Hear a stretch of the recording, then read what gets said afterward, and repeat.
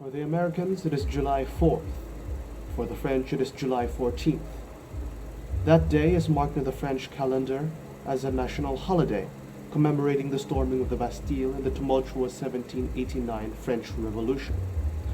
Hi, I'm Michael, and in this video we will be discussing about one of the most influential events that shaped modern Europe, an event that plunged the entire continent into a frenzy of revolution and warfare as they entered a new century.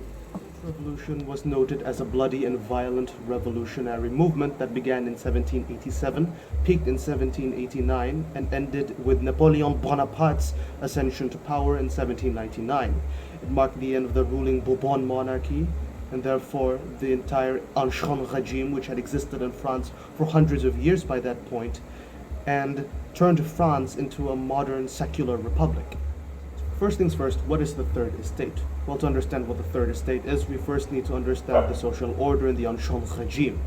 Back then, France, as most nations were, divided into three different classes. You had the first, the second, and, as I've mentioned before, the Third Estate.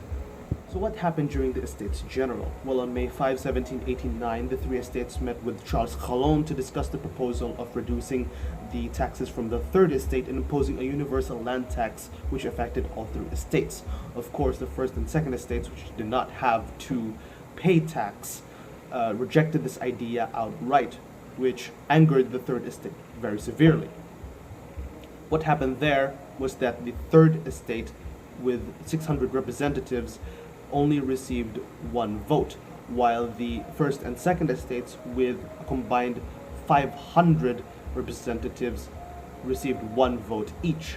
So the First and Second Estates combined their votes, which always outnumbered the Third Estate and the Estates General 2-1. Now, the Third Estate proposed to change this voting system into heads, because the bourgeoisie had 600 representatives. But once again, the First and Second Estates rejected this proposal outright, this time with the support of King Louis XVI.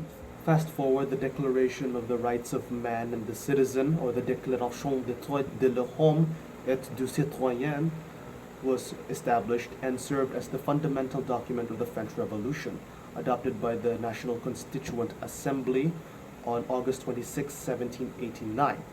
It was influenced by Enlightenment ideals and served to declare the citizens' rights and limit the monarchy's power. Now let's turn the floor to Louise. Now, ultimately, Maximilien Robespierre rose to power during the French Revolution, leading the reign of terror and executing thousands. Eventually, he was overthrown by the moderates and executed in 1794.